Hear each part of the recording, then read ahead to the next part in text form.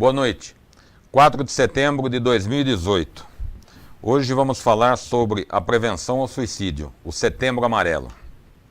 E estamos aqui com o médico, Dr. Antônio Geraldo, que é psiquiatra, superintendente técnico da Associação Brasileira de Psiquiatria, diretor do nosso Sindicato dos Médicos do Distrito Federal e coordenador nacional da campanha do Setembro Amarelo, da Associação Brasileira de Psiquiatria, do Conselho Federal de Medicina.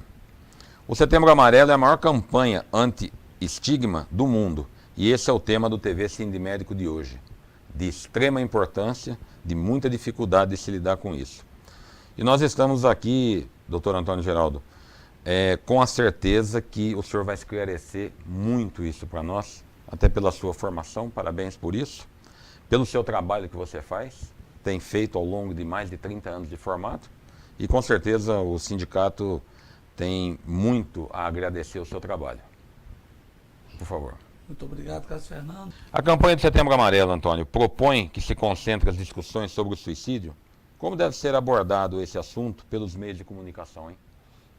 Muito bem. Por muito tempo teve-se medo de abordar sobre esse assunto, né? Por muito tempo escondia, jogava por debaixo do tapete.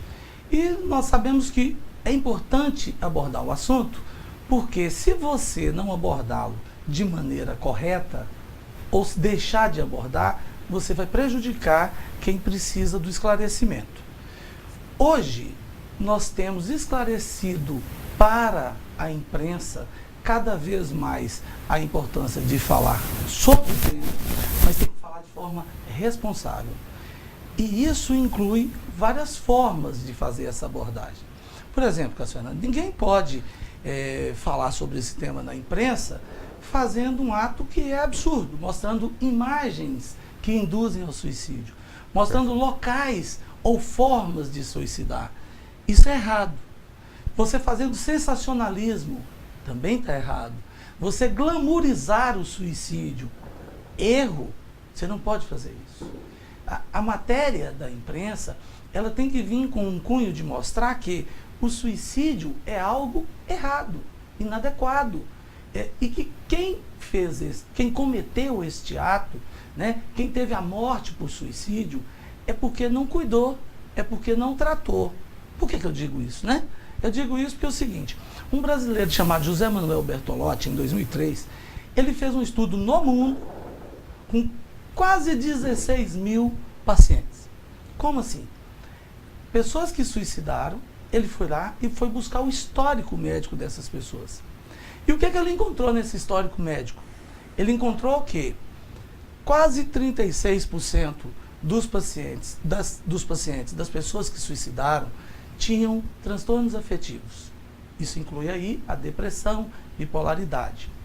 22 para 23% tinha uso abusivo de substâncias psicoativas, álcool, drogas, etc. E aí depois 11% transtorno de personalidade, 10% esquizofrenia, tudo nessa média, fazendo uma conta total de 96,8% das pessoas que tinham cometido suicídio tinham no seu prontuário, no seu histórico médico, transtornos mentais.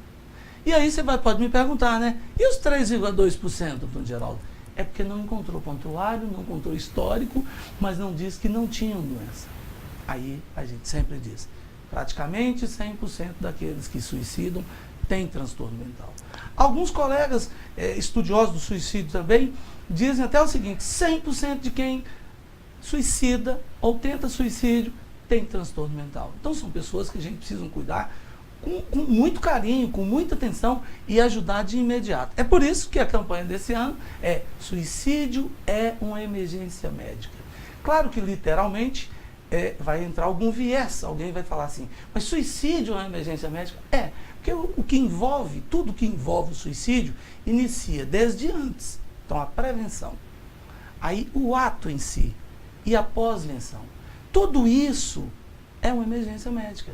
Não é algo que dá para deixar para depois. Porque se morreu, não tem mais o que fazer. Então, é uma emergência médica. E por que eu estou dizendo isso? É porque é o seguinte, ó, digamos, uma pessoa infarta. O que é isso? É uma emergência médica. Tem que correr, chamar o SAMU ir para um serviço de emergência. Uma fratura. Uma fratura tem que ir para um serviço de emergência. Se a fratura exposta, é emergência médica. Se cai um produto nos seus olhos, o que você vai fazer? Uma emergência oftalmológica, né? Uma emergência oftalmológica, emergência médica. O suicídio, já que nós sabemos que 100% daqueles que suicidam, ou quase 100%, tem transtorno mental, e que quem tentou vai tentar de novo, quem tentou não morreu vai tentar de novo, ou quem falou que vai suicidar, aqui não vale aquela máxima de cachorro que ladra não morde. Aqui, cachorro que ladra, morde. Então, quem fala que vai tentar suicídio, tenta. Só para você ter uma ideia, 80% das pessoas que se suicidaram nesses estudos passaram por um médico de outra especialidade nos últimos 30 dias. É grave, é muito grave. Então, por isso que a gente tem que dizer aqui para os nossos colegas médicos e para a população que é uma emergência médica e até ensinar o que fazer nessas situações. Tem que chamar o SAMU. Tem a situação de tentativa de suicídio, de risco de suicídio, de ideia de suicídio, emergência médica. Liga para o SAMU e o SAMU do Distrito Federal vai atender. O SAMU de qualquer lugar do Brasil tem que estar preparado, como o SAMU do Distrito Federal, que tem uma equipe de psiquiatras, tem uma equipe de psicólogos, assistentes sociais trabalhando, tem e vai dar abordagem para essa pessoa. O doutor Antônio Geraldo, veja bem, o senhor me respondeu aqui e esclareceu aqui essa pergunta nossa, mas eu anotei 2 tópicos nisso aqui. Primeiro, o número da amostragem que esse colega, como é que ele chama, que fez o José trabalho? Manuel Bertolotti, O da Bertolotti. Organização Mundial de Saúde à época. Pois é, 16 mil prontuários ele reviu, é um número significativamente grande, né? Se você for ver, para um trabalho desse, né? São 15.629, Com muita que é um consistência número e, muito grande. com certeza deve ter dado um trabalho imenso desse daí. E a segunda coisa que você fala aqui, que é muito esclarecedor, mas grave também, é que essa pessoa que se suicidou, esse indivíduo que se suicidou, passou por uma consulta médica há 30 dias. E às vezes passou despercebido, até uma situação já de gravidade que estava instalada, né? Pois é, o que nós temos que enxergar aí é porque assim, ele procurou um médico nos últimos Por qualquer motivo. 30 dias, por qualquer motivo. Muito bem. Ali, muitos desses casos, às vezes o médico encaminhou para o psiquiatra, mas o preconceito fez com que ele não fosse ao psiquiatra. Exatamente, é importante. Muitos desses casos, o médico falou, olha, vamos iniciar aqui um antidepressivo e procura um psiquiatra. Ele não fez isso em O senhor sequência. está muito estressado, está isso, já viu o que está Exatamente. acontecendo, detectou alguma situação. Exatamente. Né? Detectou, fez a indicação, ou pode ter passado despercebido e não detectou. Eu acredito que, na sua maioria, o médico fez a indicação de ir ao psiquiatra e, na verdade, não foi ao psiquiatra. Porque eu não acredito mais que médicos, né, quem forme medicina, ainda continue com esse preconceito absurdo de encaminhar pacientes para os psiquiatras. A psiquiatria hoje faz uma medicina de primeira linha. A nossa revista brasileira de psiquiatria está entre as 2 melhores revistas científicas da América Latina, entre as 2 melhores revistas, e há anos está primeira ou segunda, e nós estamos entre as 5 maiores revistas do mundo de acesso aberto. A gente tem na nossa revista o que a gente chama de fator de impacto, que é acima de 2.0. Isso é um fator de impacto altíssimo, altíssimo. É uma revista muito citada. Então, nós fazemos ciência de primeiro mundo. A psiquiatria do Brasil ela é de primeiro mundo no sistema privado. E mesmo tendo que esses psiquiatras atendem no sistema público, e são os mesmos, e que são de primeiro mundo, não consegue fazer no sistema público uma psiquiatria de primeiro mundo por causa da gestão, por causa do sistema. E isso é ruim, porque as pessoas ficam sem atendimento e acabam sofrendo e acabam chegando à morte. Só para ter ideia, Carlos Fernando, nós temos um suicídio a cada 45 minutos, 32 a 33 suicídios por dia, cerca de 12 mil suicídios por ano. E por que a gente está falando o número? Só para alertar. Não tem por que suicidar. A gravidade do problema, né? Exatamente. E em seguida a gente tem que dizer isso. Não tem por que suicidar. Por quê? Porque se você buscar ajuda, se você chegar no profissional, que é o psiquiatra, para poder tratar, invariavelmente você tem melhora. O comum é procurando ajuda, fazendo o tratamento correto, fazendo o tratamento certinho, é melhorar. e ter a vida melhor. Se você tem um quadro de depressão, se você tem uma situação de dependência química, um quadro de transtorno de ansiedade, transtorno de personalidade, esquizofrenia, a pessoa, se procurar ajuda psiquiátrica adequada, vai ter melhora, ele vai melhorar. E esses pensamentos eles vão sumir. Via de regra, esses pensamentos desaparecem, saem do cenário, mas precisa procurar. Precisa perder o preconceito de que psiquiatra é meio louco ou só trata de louco. Assim, eu nem sou meio louco e nem só trato de louco. Esse preconceito atrapalha muito. Por isso que a gente trabalha muito contra o estigma, né? Por isso que o Setembro Amarelo é importante, que é a maior campanha de estigma do mundo e que a gente tem que repetir isso inúmeras vezes. Ok. Como você avalia a abordagem do suicídio na produção cultural? TV, cinema, livros, como é que está isso hoje, Antônio? Pois é. Nós tivemos algumas experiências que atrapalham muito. Muito. Nós temos muitos filmes que atrapalham muito. Por quê? Porque eles fazem incentivo, glamoriza, e aumenta o preconceito. Hollywood teve um trabalho muito ruim para fazer um preconceito contra o psiquiatra ou contra quem padece de alguma doença mental, fazendo com que as pessoas tenham medo de dizer que tem uma depressão, fazendo com que as pessoas escondam tudo isso. Chico Anísio, que tinha um quadro depressivo, falou isso na sua última entrevista em vida comigo, e por acaso foi comigo. Você foi médico dele, né? Não. Mas na entrevista que ele deu para mim, a última entrevista dele em vida, ele disse isso. Né? Eu tratei depressão por 24 anos. E eu não seria 20% do que eu sou se não fosse o tratamento. Olha só. Isso é importantíssimo. Nós tivemos agora, mais recentemente, a 13 Reasons Why da Netflix, em que abordou esse tema, e que depois tivemos a oportunidade de ser convidados e fizemos, está lá no site, um manual de como assistir a série. Né? A série, a segunda temporada já saiu diferente, já saiu com alerta dos artistas falando sobre como assistir, falando se você não deve assistir se você tem algum transtorno psiquiátrico, alguma doença, que você não deve assistir, que não é bom, ou você, se você é menor, se você é adolescente, que você deve assistir com um adulto responsável. E tivemos o prazer, junto com o Alexandre Paim, de fazer um manual de orientação para isso, que é um manual muito bom, está no site da Netflix, e já mostrando uma mudança de comportamento. E nós queremos participar de todas essas mudanças de comportamento, nós queremos ajudar a fazer isso melhor, porque as pessoas estão morrendo. E quando a gente fala de 12 mil, não são 12 mil, nós sabemos que são mais. Qual a faixa etária mais frequente do suicídio, a maior da faixa etária? Se a gente pegar, esse é um absurdo, pessoas de 15 a 34 anos de idade. Mas se você pegar meninas de 15 a 19 anos de idade, é a primeira causa. Meninas de 15 a 19 anos de idade. Tudo isso tem a ver com o momento que vivemos e as doenças que acometem essa faixa etária. Só para lembrar, por exemplo, o cérebro termina a sua formação aos 22, 23 anos de idade. Meninas que fumam um cigarro de maconha por semana sai da prevalência da depressão, que é 20 a 25% da população teve ou terá depressão ao longo da vida. Ela sai dessa prevalência de 25%, 20 a 25%, para 75% se usar um cigarro de maconha por semana. Como o cérebro está em formação, você não pode permitir que adolescentes usem nenhum tipo de droga, que adolescentes usem o álcool, que o cérebro está em formação. Na verdade, drogas é de maneira nenhuma, porque só aumenta as doenças mentais, é a segunda causa de suicídio. Então você vê a importância hoje dos programas de governo de atenção tanto à criança como ao adolescente, né? Sim, e o absurdo é que assim, nós não podemos permitir que hoje no Brasil acontece, por exemplo, pessoas que foram pesquisadas num estudo chamado LENAD. O LENAD 2, ele fez um comparativo. Em 2006, 1% das meninas tinham relatado que usaram álcool pela primeira vez na vida antes dos 11 anos de idade.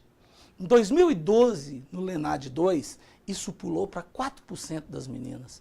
A soma total, para a gente não precisar descrever todo o estudo, diz o seguinte: mais ou menos 65% de quem usa álcool usou pela primeira vez antes dos 18 anos de idade. E é proibido no Brasil vender álcool para menores, oferecer álcool para menores. E o menino de antes de 11 anos de idade? E a menina antes de 11 de idade? Onde é que ela aprendeu isso? Em casa, óbvio. São crianças, são bebês. Então a gente tem que tomar muito cuidado com o que nós estamos oferecendo para nossas crianças e adolescentes. Nós não podemos permitir isso. E o índice de suicídio antes de 10 anos de idade é alto. Que absurdo. Antes de 10 anos de idade, de 11 anos de idade, É grave demais, é alto. né, Antônio? É muito grave. É muito grave. Pois é. Ok. Antônio, a Associação Brasileira de Psiquiatria e o Conselho Federal de Medicina e as associações psiquiátricas dos locais têm fóruns exclusivos para tratar a questão das mortes por suicídio. Como que está esse trabalho? Muito bem. O Setembro Amarelo ele veio para o Brasil em 2014. Um esforço que foi feito entre a Associação Brasileira de Psiquiatria, Conselho Federal de Medicina e entraram ali também outros parceiros, como a Federação Nacional dos Médicos, que foi parceiro desde sempre, a Associação Médica Brasileira, o CVV também era um parceiro à época, tivemos o Exército Brasileiro e várias outras instituições que entraram conosco. Desde então nós temos trabalhado sobre a prevenção ao suicídio e nós temos tratado muito disso. Mas está muito longe ainda de chegar no que nós precisamos, no ideal. E aí algumas pessoas falam assim, dia 10 de setembro, que é o Dia Mundial de Prevenção ao Suicídio, nós vamos comemorar então, no mês de setembro, o Setembro Amarelo. Não se comemora isso. A prevenção do suicídio, ela deve ser 365 dias ao ano. O mês de setembro que a gente faz é concentrar os esforços da prevenção ao suicídio para que a imprensa, para que toda a comunidade fale sobre isso. Mas nós estamos tendo problema. Como toda Deixa eu pegar campanha... uma carona aí agora, vai. Claro. Agora eu gostei, quero pegar uma carona. Não se comemora o Outubro Rosa, concentra esforço. Não se comemora Claro. o Novembro Azul para o homem. Claro. Se concentra esforço. Claro. Eu acho que isso até os veículos de mídias tem que ser corrigido isso. Claro. Né? Não se pode comemorar algo que é uma infelicidade, que é algo péssimo para todos nós. Na verdade, a gente concentra as ações, concentra os esforços para que todos tratem sobre isso. Mas a gente está tendo um efeito colateral. Sabe qual é o efeito colateral, Carlos Fernando? É que todo mundo agora acha que é especialista, que pode falar sobre prevenção ao suicídio e que está dando a mensagem correta. E isso pode ter um efeito inverso, de aumentar o suicídio. Por quê? Porque você não sabe dar as respostas corretas, A informação. a informação e as respostas corretas para a população. Então a pessoa acha que pode falar. E aí você ensina coisa que fala assim, conversa com um amigo, fala com um amigo. Gente, se alguém está infartando, eu não tenho que falar com um amigo. SAMU, pronto-socorro. Se alguém quebra uma perna, SAMU, pronto-socorro. Se alguém está com sinais de que está morrendo, é SAMU, pronto-socorro. Se alguém fala em suicídio, vai suicidar. O que você tem que fazer, já que você sabe que praticamente 100% das pessoas que suicidam têm transtorno mental? Chamar o SAMU, levar a emergência, levar o psiquiatra. Agora, depois que passou a emergência médica... Tratamento, acompanhamento. Aí o tratamento, acompanhamento com psiquiatra, psicólogo... Envolvimento com a família. Tudo, a família, Todo o a contexto. comunidade. Todos têm uma ação muito importante. Mas a emergência médica, a gente não pode relegar a segundo plano. Mas e o governo tem condições, Carlos Fernando, de atender a todos? Tem que ter. Senão, coloca pessoas competentes para fazer a gestão. Porque não adianta botar bacharéis em medicina para fazer gestão. Pessoas que nunca atenderam, pessoas atenderam apenas papéis a vida inteira. Pessoas que não conhecem o sistema de saúde para fazer gestão. Né? Aí muda, põe advogados, põe engenheiros, põe um monte de gente que não sabe nada de gestão em saúde para fazer saúde. E não põe quem sabe fazer gestão em saúde para fazer saúde. E vamos criticar sempre. E vamos cobrar que tenha atendimento adequado, porque as pessoas estão morrendo. E o SUS é muito bom. O SUS deveria ser perfeito. Não o é, porque é gerido por pessoas que não têm competência para fazê-lo. E as pessoas estão morrendo. Nós não podemos deixar. Deixa eu explicar uma coisa que é importante. Nós temos o seguinte. Vamos fazer aqui como se fosse uma linha. E nessa linha a gente tem assim, aqui as duas definições da tabela, definições do gráfico. E aqui em cima, nós temos aqui, juntos, matando a mesma quantidade de pessoas, AIDS, doenças cardiológicas, doenças respiratórias, doenças infecciosas. Então tá, AIDS caiu. As mortes por doenças respiratórias caíram. As mortes por doenças cardiológicas caíram. E as mortes por suicídio mantiveram ou cresceu. Então está errado o que está sendo feito aí. Está errado. A gente tem que entender que está errado porque é uma emergência médica. E não está chegando como emergência médica. Não está sendo tratado como emergência médica. Porque o preconceito faz com que não seja tratado assim. Porque o preconceito faz com que qualquer pessoa ache que é especialista e pode lidar com quem tem doença mental. Não é. A gente fica 3 anos fazendo residência médica em psiquiatria e mesmo assim a gente erra.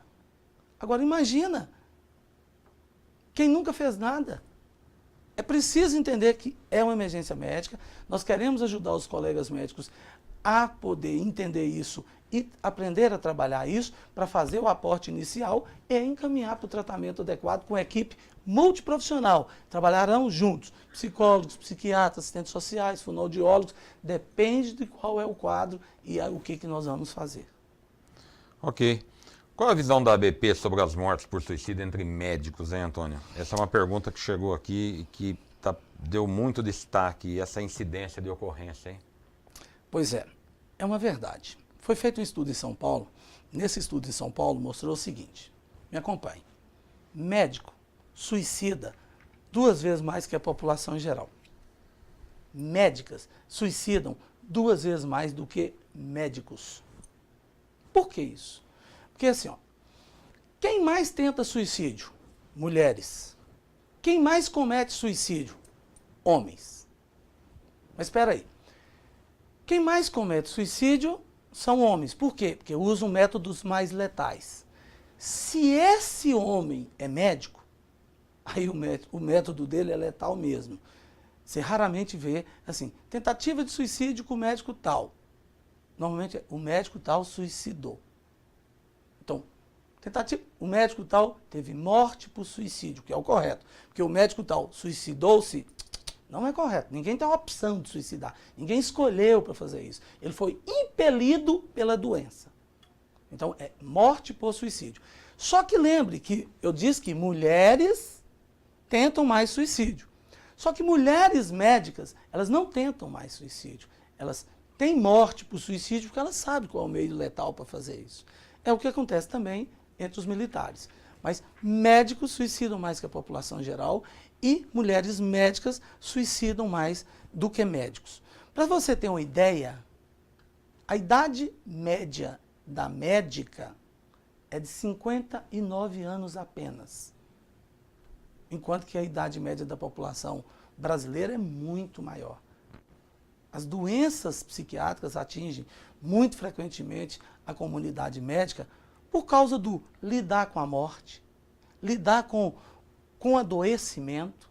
E nenhum médico acha ótimo isso, acha bom. Lidar diariamente com o morrer, com as cobranças de como você deve ser, o padrão de comportamento, de vida que você deve ter. E aí, maus salários. E aí, más condições de trabalho. E aí, impossibilidade de exercer o seu trabalho. Isso faz com que o médico vá introjetando em si situações vivenciais que são fatores desencadeadores de tendências genéticas que a gente tem de ter determinadas doenças.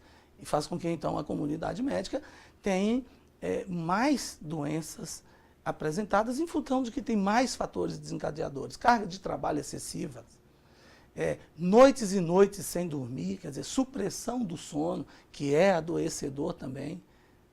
A necessidade de mostrar uma performance, a cobrança, o achar que não é atingido por doenças, e são atingidos por doença.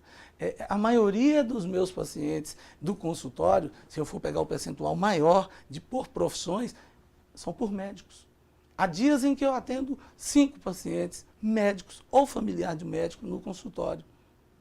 E é uma situação difícil, até porque tem médicos que você atende e fala assim, pô, mas ele nem tem condição do que está, às vezes, de pagar, de manter o tratamento.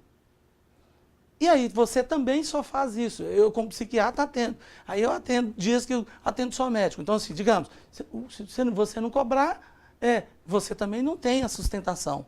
E se você não tem a sustentação, você vai entrar dentro os índices adoecedores de mais estresse, mais tensão, mais medo, mais insegurança. Então, isso vira um círculo vicioso em todos nós. Todos nós precisamos cuidar muito bem do estresse. A profissão por si só já é estressante. E a gente ainda tem a vida fora do consultório, fora do hospital, fora do centro cirúrgico, para poder viver e ter que atender às cobranças familiares, às cobranças da sociedade como um todo, o que não é nada fácil. Mas cuide-se. Se você tiver sinais ou ideia de suicídio, procure ajuda psiquiátrica, médico. Não brinque com isso. Não se ache em condições de cuidar. A doença mental tem que ter autotreinamento para poder saber abordar adequadamente. Pensam que é simples. Não é. A variabilidade, por exemplo, de quadros depressivos é enorme.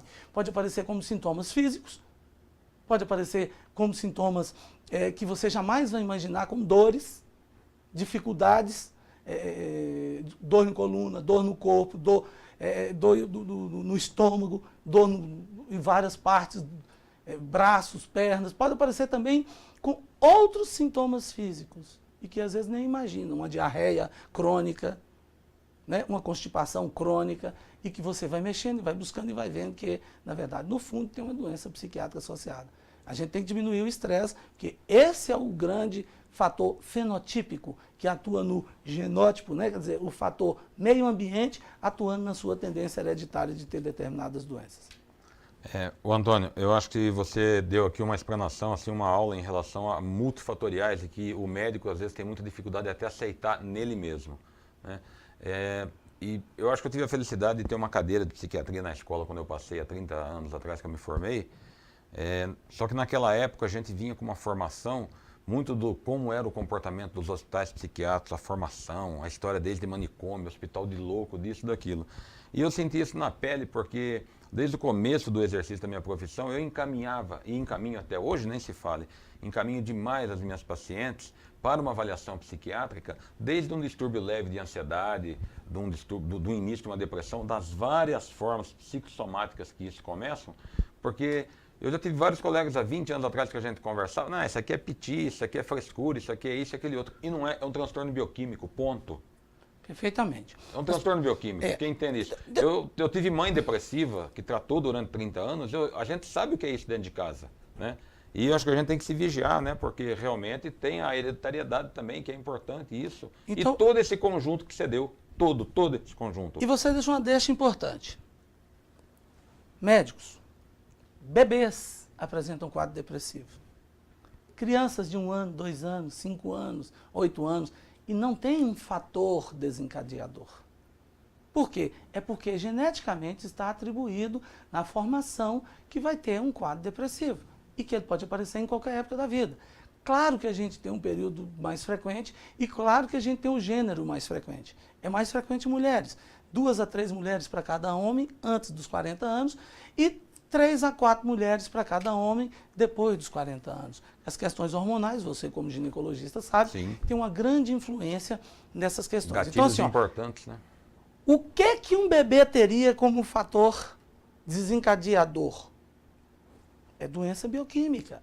São alterações que nós temos nas catecolaminas internas. Qualquer um pode adoecer. Tem que parar com isso, de virar para o deprimido e falar assim, esforça, melhore, arruma maneira para você melhorar, levante, não pensa faça alguma nisso. coisa. Não pensa nisso. Tá bom. Então você faz assim, ó. Tira o óculos, Antônio Geraldo e Carlos Fernando. Leia. E aí acabou o programa, só tirar o óculos. Não tem como ler, é impossível. Tá, deixa meu remédio aqui em mim, meu óculos aqui, tá? Senão vamos acabar o programa agora. Vamos lá.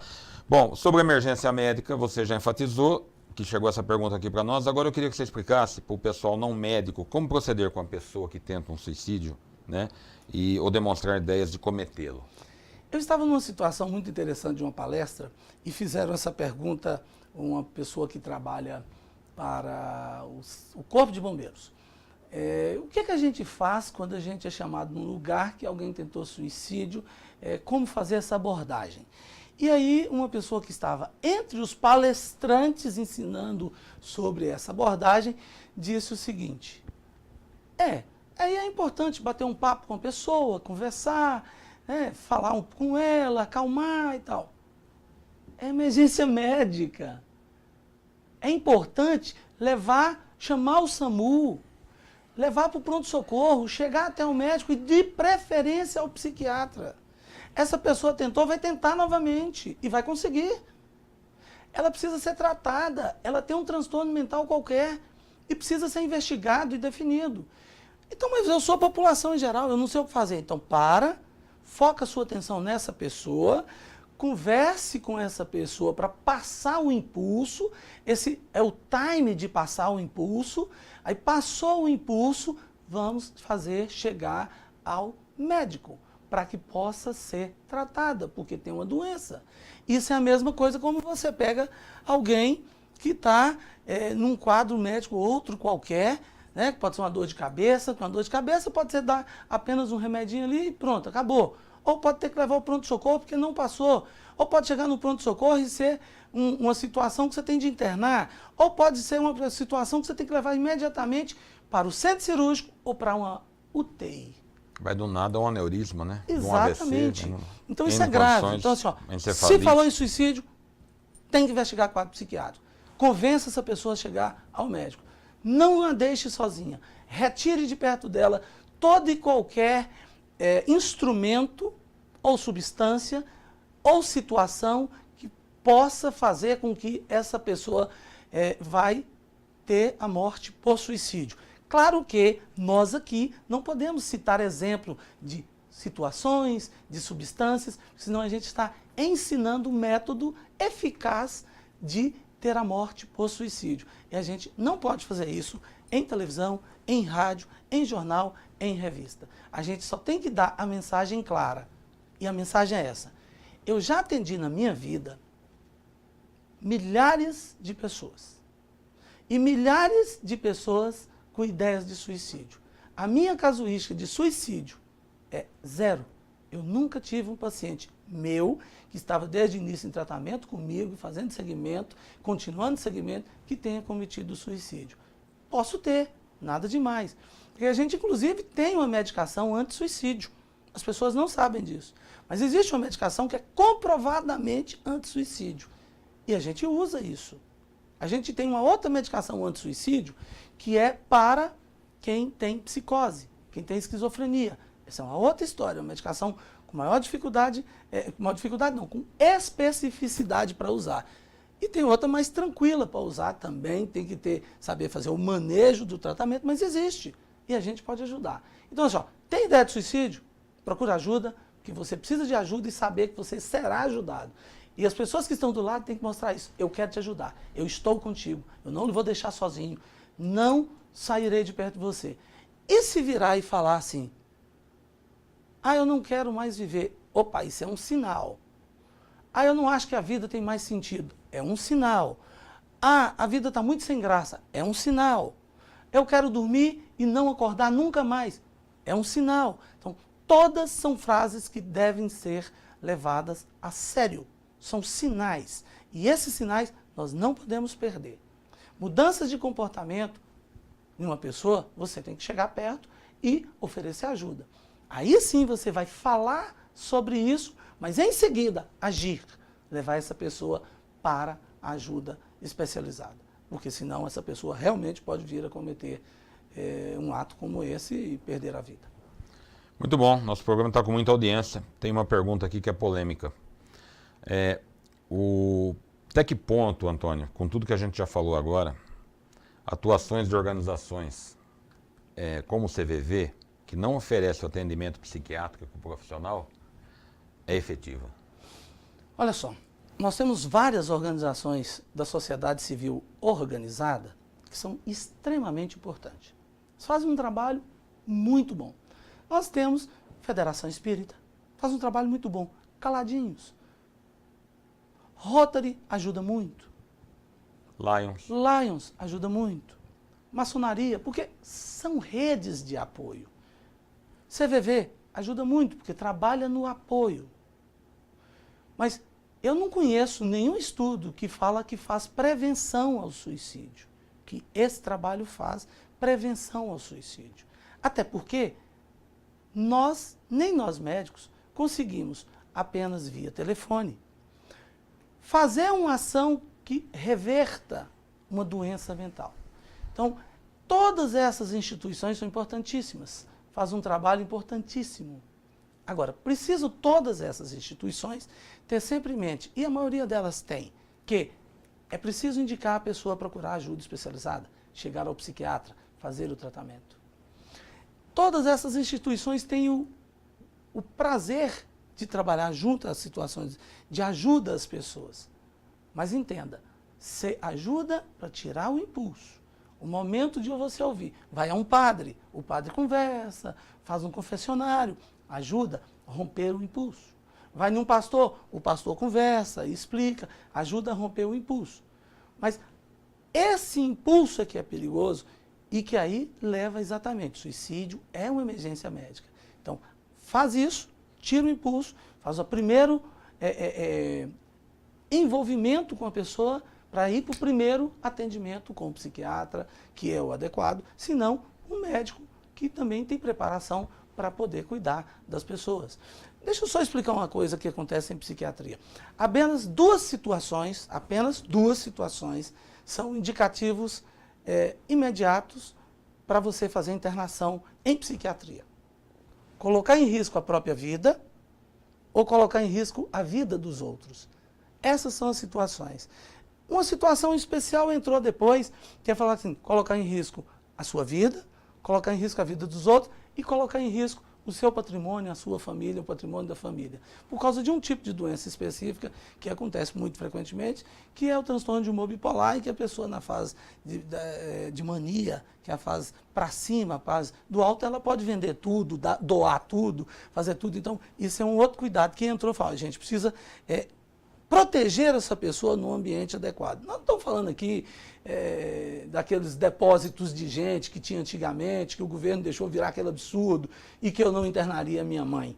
Nós estamos falando aqui de locais onde eu posso internar a minha mãe e que eu posso internar a mim mesmo, caso eu tenha necessidade de um tratamento psiquiátrico, que pode acontecer com qualquer um de nós a qualquer momento. Ninguém está imune a isso. Doutor Antônio Geraldo, já é possível avaliar a prevenção do suicídio após o Setembro Amarelo de 2014 para cá? Muito bem. Nós já temos uma avaliação que a ação anti-estigma foi maravilhosa. A ação anti-estigma está mostrando assim, que o nosso Setembro Amarelo é a maior campanha anti-estigma do mundo. Ponto. Nós ainda não temos o Ministério da Saúde atuando efetivamente na prevenção do suicídio. E qual é o ideal? O ideal é você fazer promoção da saúde.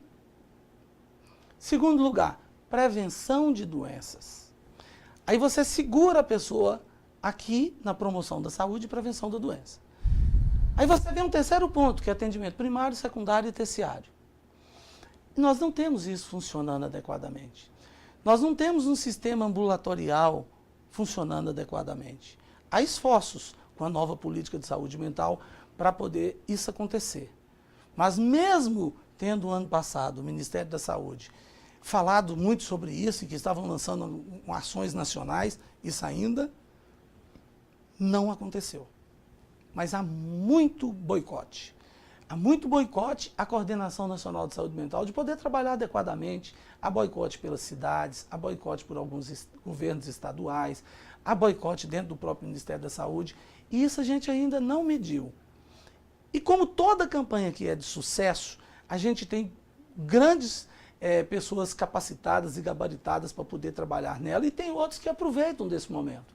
Né? Aí começam a cobrar para fazer palestra. Nosso trabalho na BP e no CFRM é voluntário. A gente não cobra por palestra, a gente vai em todos os lugares falar sobre isso, sem cobrar, sem ganhar por isso.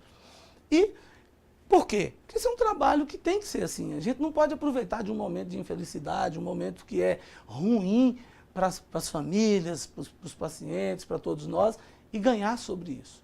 O que a gente quer é que entendam uma coisa. Me falaram anteontem isso. Falaram assim, Dom Geraldo, nós vamos ter mais de 90 atividades comemorativas do Setembro Amarelo, com palestras e tudo mais. Eu primeiro falei, comemorativas? Festas? Festejos? Shows? Eu não sei se isso faz prevenção do suicídio. Eu não sei onde diz que isso faz prevenção do suicídio. Nós precisamos saber, por exemplo, nessas mais de 90, onde tem um psiquiatra falando e ensinando a prevenir o suicídio, a entender os primeiros sinais. Não tem praticamente nenhuma delas. Sabe por quê?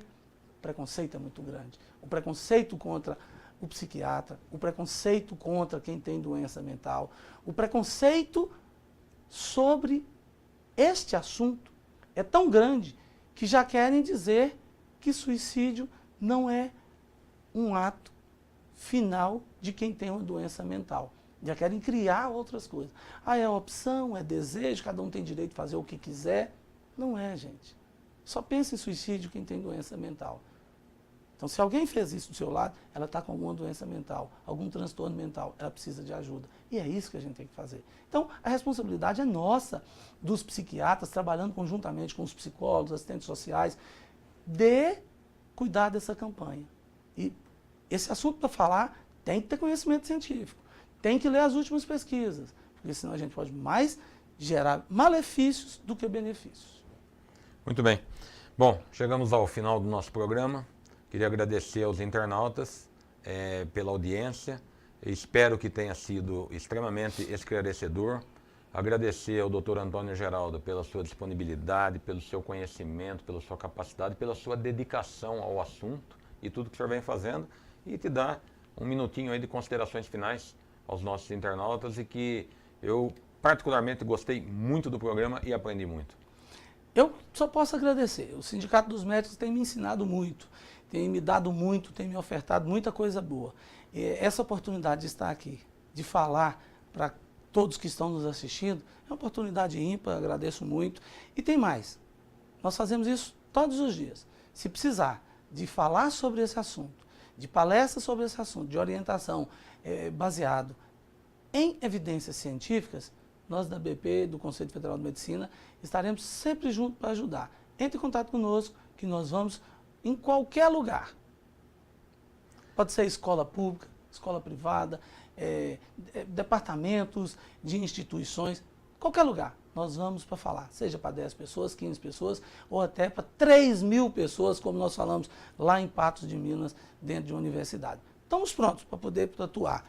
10 pessoas, 500 pessoas, o que for. Mas se a gente salva uma vida, já valeu muito a pena.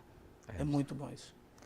Então, internautas, muito obrigado. A TV Sindimédico é um programa que leva até você esclarecimento, prevenção, diagnóstico de muita coisa, dúvidas, mostra o trabalho nosso e de muitos colegas e está aqui para cada dia mais poder proporcionar ao colega e a quem assiste informações, que é muito importante, debates, e a gente agradece mais uma vez, doutor Antônio Geraldo. Parabéns pelo seu trabalho. Muito obrigado.